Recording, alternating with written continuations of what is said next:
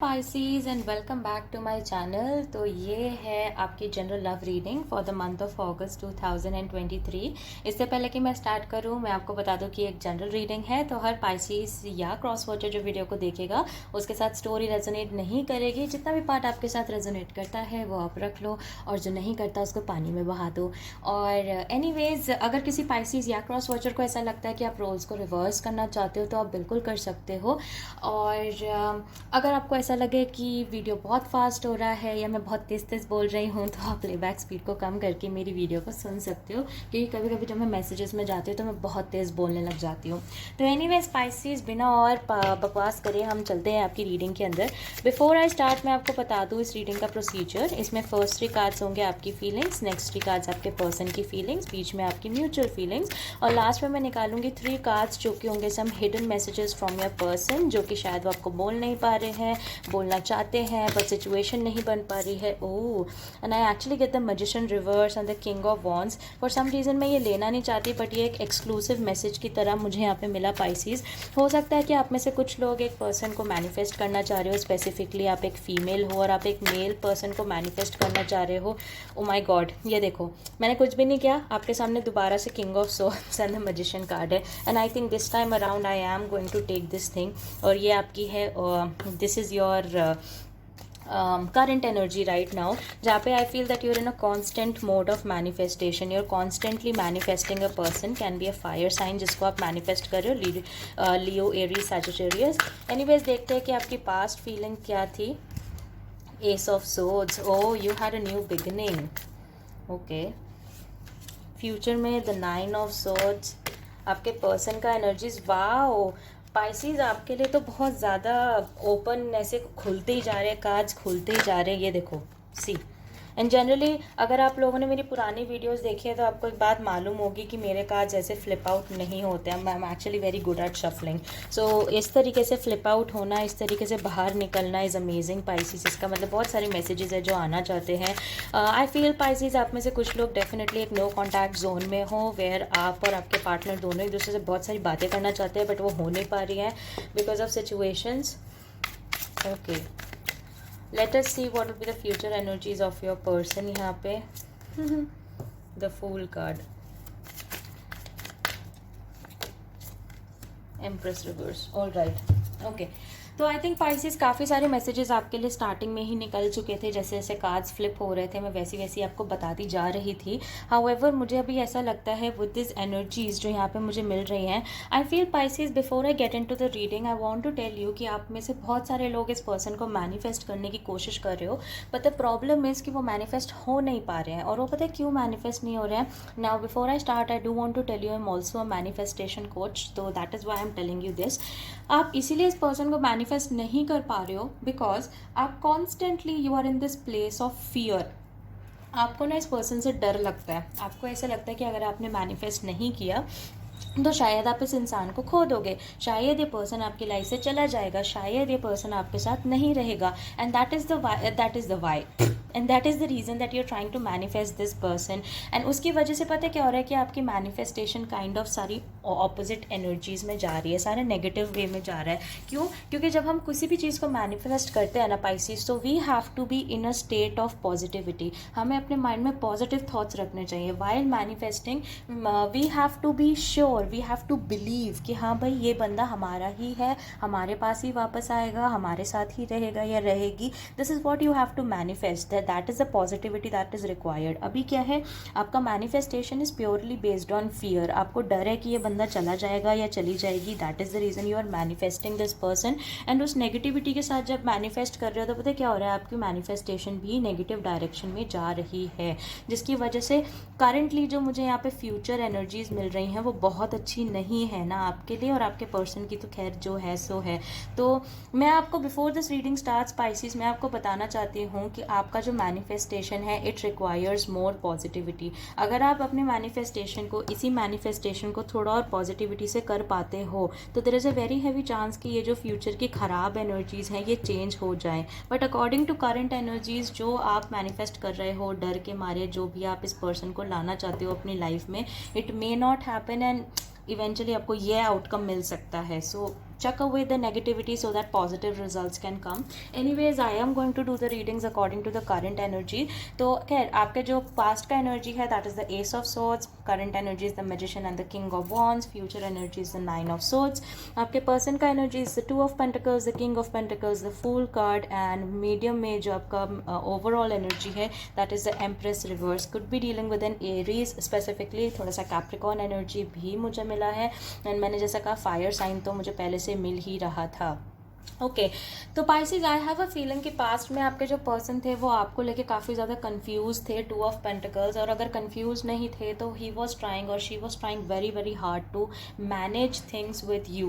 Because मुझे ऐसा लगता है कि आपके जो पर्सन है वो काफ़ी ज़्यादा वर्कaholic हैं. ही इज़ अ पर्सन और शी इज़ अ पर्सन जो कि काफ़ी ज़्यादा अपने करियर पे ही फोकस रहते हैं, अपनी स्टेबिलिटी को ज़्यादा इंपॉर्टेंस देते हैं, काम को ज़्यादा इंपॉर्टेंस देते हैं, जिसकी वजह से वो आपको या इस रिलेशनशिप को उतना टाइम नहीं दे पाते. या आपको अक्सर ऐसा लगता है कि this person has all the time in the world for his work. इसके पास अपने कलीग्स के साथ टाइम स्पेंड करने के लिए सारा टाइम है, ऑफिस वालों के साथ टाइम स्पेंड करने के लिए सारा टाइम है, बट कहीं ना कहीं इसके पास मेरे लिए टाइम नहीं है. You always find your person in a position जहाँ पे they are constantly stressed about their career, they are constantly you know stressed about their finances. लेकिन जब आप दोनों की बात आती है तो रोमांस की वहाँ पे कमी है, कनेक्शन की वहाँ पे कमी है. तो मुझे ऐसा लगता है पाइसीज की इन द पास्ट सिचुएशन ऐसा था कि ये पर्सन ना आपके साथ थोड़ा सा विशी वॉशी एनर्जी में भी थे. मतलब कभी तो ये आपको बहुत अटेंशन देते थे, बहुत प्यार देते थे, और कभी बिल्कुल ही वो प्यार आपसे ले लिया करते थे. एंड दे यूज्ड टू से कि वो इसीलिए आपको नहीं कर पा रहे हैं प्यार. वाई? बिकॉज दे आर मतलब स्टक विद वर्क. वो अपने काम में कहीं अटक गए हैं, वो अपने काम में फंसे हुए हैं, इसलिए वो आपको उतना टाइम, उतना टेंशन नहीं दे पा रहे हैं. एंड कहीं ना कहीं आप उस चीज़ को ही क्लैरिटी लेके चल रहे थे. आप एस ऑफ सोर्ड्स में थे तो आपको ये था कि भाई ठीक है यार, I am very clear, I want this person, I am very clear, मुझे यही चाहिए, मेरे को पूरा क्लैरिटी है कि मैं इस इंसान को इतना प्यार करती हूँ कि मुझे, या प्यार करता हूँ कि मुझे यही इंसान चाहिए. But in the current energy मुझे ऐसा लगा कि ये पर्सन पूरा का पूरा किंग ऑफ पेंटिकल्स की एनर्जी में चले गए. इसका मतलब ये है कि पहले तो फिर भी ये पर्सन थोड़ा सा मैनेज करने की कोशिश करता था, फिर भी ये दो चीज़ों को साथ में चलाने की कोशिश करता था, आपको और अपने करियर को. करंटली पाइसेस आपका पर्सन कंप्लीटली वर्कaholic हो चुका है, कंप्लीटली अपने काम के ऊपर फोकस्ड हो चुका है. For some of you Pisces आपका सिचुएशन कुछ ऐसा भी चल रहा है कि हफ्तों हो जाते हैं या बहुत सारे दिन हो जाते हैं ये पर्सन आपसे बात ही नहीं करता है या आपको कॉन्टैक्ट ही नहीं करता. मतलब कहीं ना कहीं आप ये चीज़ क्वेश्चन करना शुरू कर देते हो कि यार इसको मेरे से कोई फ़र्क पड़ता भी है कि नहीं. क्योंकि यार देखो, काम तो मैं भी करती हूँ या काम तो मैं भी कर रहा हूँ, लेकिन मुझे इसकी तरफ से कोई इनिशिएशन ही नहीं है. कॉन्वर्सेशन का सारा कॉन्वर्सेशन, सारा हाय हेलो, सारी कॉल्स मुझे ही करनी पड़ती है. मतलब अगर मैं कॉल या मैसेज ना करूं तो ये तो हफ्तों मुझे कॉल या मैसेज करेगा ही नहीं. कुछ लोगों को तो हो सकता है महीनों हो चुके हों कि आपने बात ही नहीं करी है इस पर्सन से ठीक से. एंड जब भी देखो हमेशा इस पर्सन का यही रहता है, यार काम में बिजी हूँ, या तुम्हें पता तो है काम है, या तुम्हें पता तो है फाइनेंशियल इश्यूज चल रहे हैं. मतलब ही इज़ द पर्सन और she is the person who is always trying to make you understand कि वो बिजी है अपनी लाइफ में and you should be the person who should support them. But कहीं ना कहीं in all of this you're kind of losing the romance, you're kind of losing your patience, या kind of आपको ऐसा लग रहा है कि यार क्या है, मतलब मेरे लिए टाइम ही नहीं है. ठीक है यार, काम सबके पास होता है, बट तुम्हारे पास 2 मिनट नहीं है मुझसे दिन में बात करने के लिए, तुम्हें मेरी याद नहीं आती है क्या. तो आई think this frustration is eating up at you, and उसकी वजह से आपका प्रेजेंट एनर्जी पाइसेस ऐसा हो रहा है कि you are trying to manifest more communication with this person. Because king of wands is a man who is ready to talk, king of wands is a man who takes action, king of wands is a person जो कि बहुत अच्छे तरीके से communicate करना जानता है. और आप इसी चीज़ को मैनिफेस्ट करने की कोशिश कर रहे हो. आपको ऐसा लग रहा है कि मैं फटाफट से ऐसा मैनिफेस्टेशन कर लूँ कि ये जो बंदा है ये मुझसे अच्छे से बात करने आए, ज़्यादा कम्युनिकेशन हो, और अगर जैसे फीलिंग्स है इसके मन में तो जो है मुझे एक्सप्रेस करे. बिकॉज आई फील पाइसेस कि आप इतना तो श्योर हो कि आपका जो पर्सन है वो आपको चीट नहीं कर रहा है. And to be very honest मुझे यहाँ पे थर्ड पार्टी दिख भी नहीं रहा है. तो अगर आपका सिचुएशन थर्ड पार्टी का है then this reading may not be for you, because I don't think Pisces की जो भी ये पर्सन है वो किसी थर्ड पार्टी सिचुएशन में है.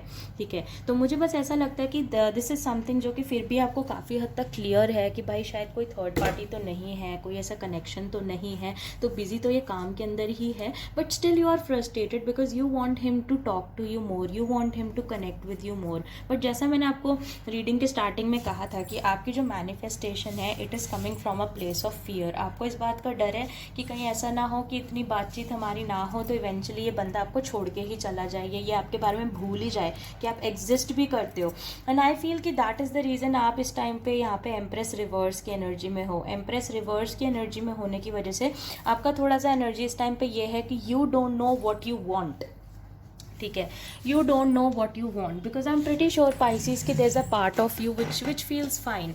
आपका एक पार्ट है जिसको ऐसा लगता है कि ठीक है यार बंदा काम ही तो कर रहा है, कोई बात नहीं, you know maybe it's a phase, it will get over, it will be fine, you are like that. But then there is a part of you that wants more romance, it wants more communication, it wants कि भाई ये person अभी भी भले ही थोड़ा थोड़ा ही सही but थोड़ा सा तो वो प्यार दिखाए ना जैसे पहले दिखाता था। एंड जैसा मैंने कहा that's what you are manifesting. However because आपका जो मैनिफेस्टेशन है वो फियर की वजह से आ रहा है, इन द कमिंग एनर्जी क्या होगा कि आपका जो ये पर्सन है he will be in the fool card, in this person will be in the fool energy. And ये फूल एनर्जी क्या होती है, ये एक ऐसी एनर्जी होती है जहाँ पे एक पर्सन बहुत ज़्यादा लीनियंट हो जाता है चीज़ों को लेके।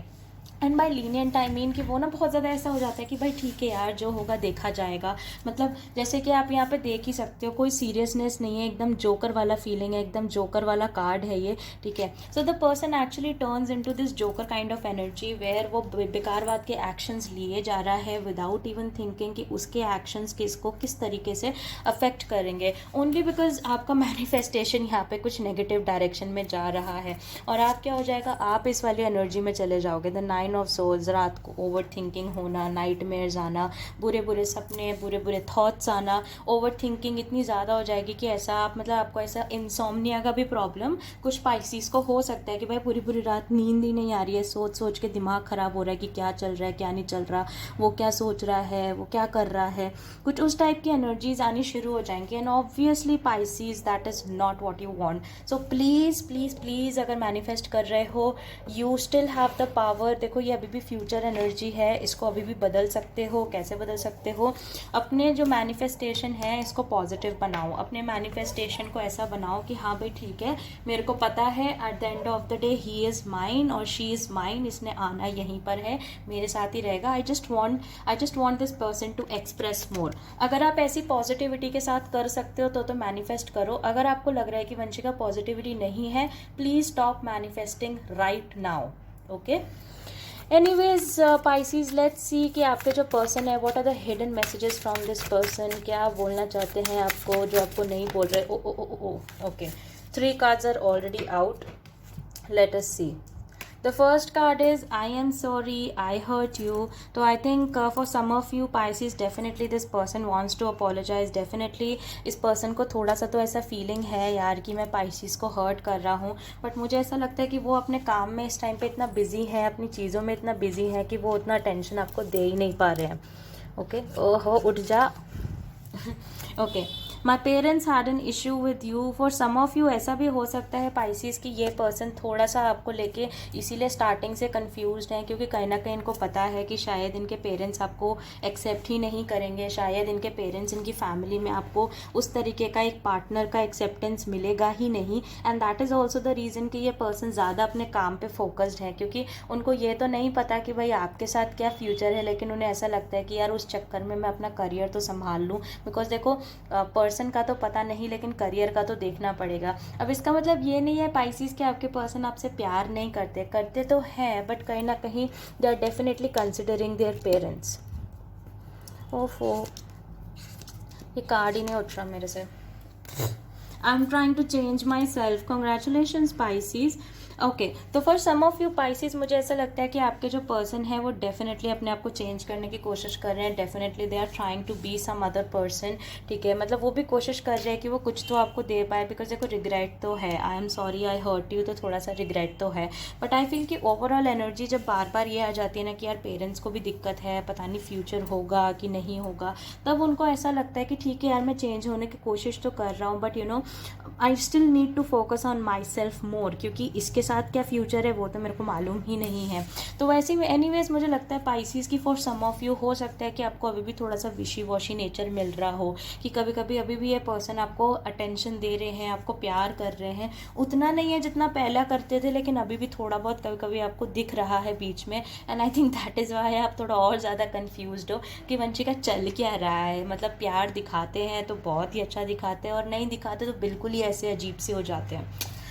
Understandable Pisces. तो anyways that is what I get for you. Please please please do look after my advice, जो भी मैंने आपको बोला है। अगर स्टोरी आपके साथ रेजोनेट करती है तो मुझे कमेंट सेक्शन में ज़रूर बताना। उसके अलावा अगर आप मुझसे पर्सनली कांटेक्ट करना चाहते हो तो आपको सारी डिटेल्स नीचे डिस्क्रिप्शन बॉक्स में मिल जाएंगी। मैं इंस्टाग्राम पे भी बहुत सारी रील्स और ऐसे मैसेजेस वगैरह डालती रहती हूँ, तो आप वहाँ पे भी मुझे फॉलो कर सकते हो, so that you don't miss out on anything.